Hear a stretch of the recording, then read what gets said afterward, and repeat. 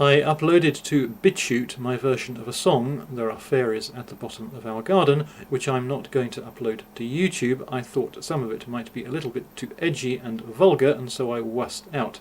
Accordingly, if you're potentially offended by mild edginess and vulgarity, do not click the link in the description. There, you've been warned. I will be uploading to YouTube my version of the Executioner's song from the Mikado when I can manage to memorize it.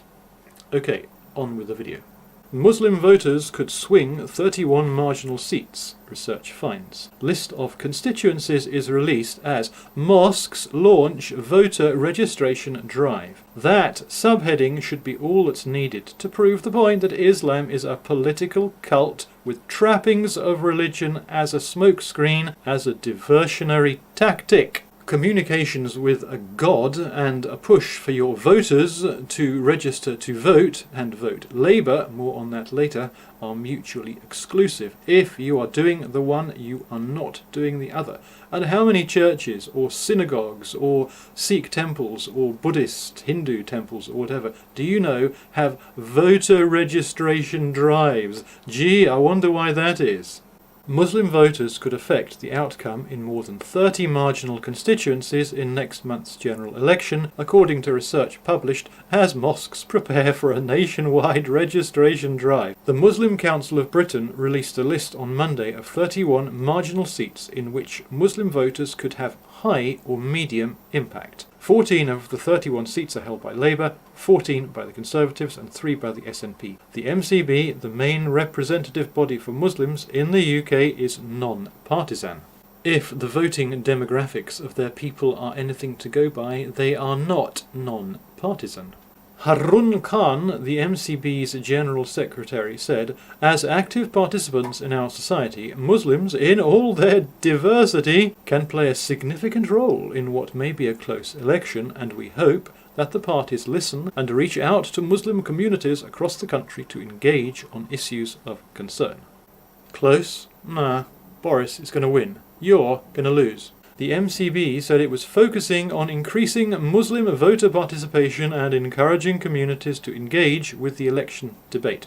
In Arabic, on Friday, mosques and Muslim community organisations will take part in the first National Muslim Voter Registration Day. Zara Mohammed, the MCB's Assistant General Secretary, said, "It's important that we all, young and old, realise our potential to make change through political participation. Our votes matter."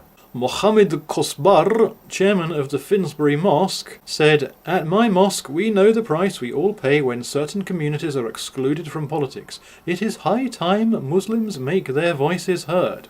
Because they're normally so quiet and unassuming and undemanding and, may I say, just downright charming. Especially as many Muslim communities are in seats where they can be the difference between one candidate or another ending up in Parliament." Nazir Mahmood of Birmingham Central Mosque, one of the largest in the UK, said it was the civic duty of every citizen, Muslim or not, to exercise their democratic right to vote. The registration drive was key to helping Muslims make their voices heard this election. And the Muslim Council of Britain accordingly came up with this report listing target seats. Dewsbury has a 14% Islamic population of voting age, so the full Islamic population is obviously much higher. Same for Pendle, and down from there, Hendon 11%, Peterborough 10%. Again, voting age population, not total Islamic population. Obviously areas like Tower Hamlets, Bethnal Green, those areas which are already Muslim majority areas aren't relevant because they're already voting and voting the right way. Oh yes, which way is the right way? British religion in numbers. Who votes how in the 2017 election? So, Anglicans and Jews voted Tory 2-1. Anglicans, I suppose, from the traditionalist aspect, and Jews because they're entrepreneurial, capitalists, pay a lot of tax, prefer to keep taxes low, no great interest in welfare handouts and open borders. Catholics are 50-50, and the others slightly favouring conservative. Not really surprising, because if you're religious, you're probably tradition-orientated and so conservative. Is anything missing from that chart? Ooh, others and atheists tend to be socialists. Okay.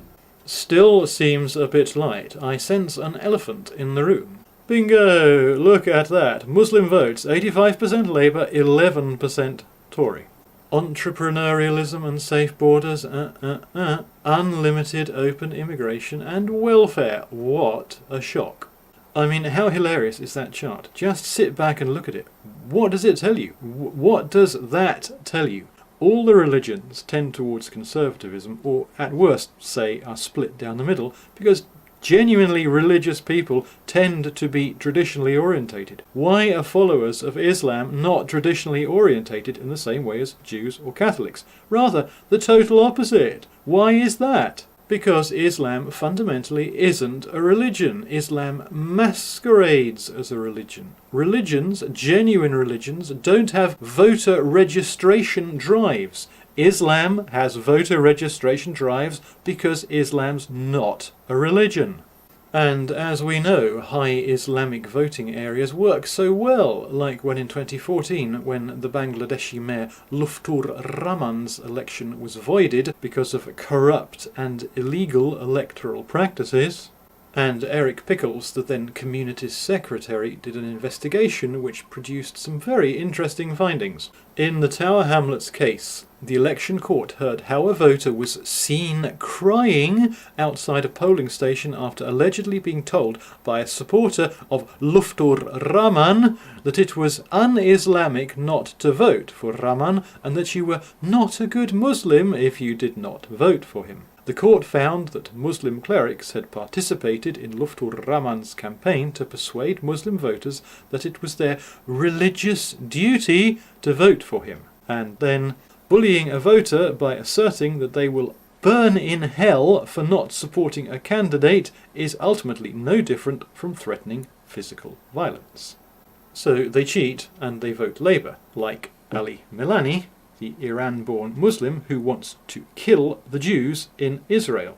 Yes, watch the video, he does. So is BDS an alternative to armed struggle or something alongside it? Well, there's no reason why we need to frame the argument as binary. So it doesn't have to be either a non-violent economic resistance or an armed resistance. Yeah, we can kill the Jews too. That's what armed resistance means. That's the man they're using to try to unseat the current Prime Minister. Kill the Jews, stand for Labour. Kill the Jews, stand for Labour. Follow the bouncing ball children. Because Labour is in hoc to Islam, because Labour relies heavily on and benefits substantially from the Islamic vote. A vote which one day could result in a permanent Labour government of open borders and welfare for all comers if the current birth demographics continue. And Muslims will carry on voting for Labour while they assure them welfare for all and open borders. And they're bloody well organised. Look at the efforts they're going to for the Islam Party, the Labour Party. Look at this level of organisation. Admire this organisation. Do you see Jews or Sikhs doing this? Of course you don't, because it's a political cult using religion as a smokescreen. They're not going to win this time because almost certainly the Islam Party isn't going to win this time. However, in time, given reproduction numbers, even with sensible borders, the Islam Party is liable to become a permanent fixture.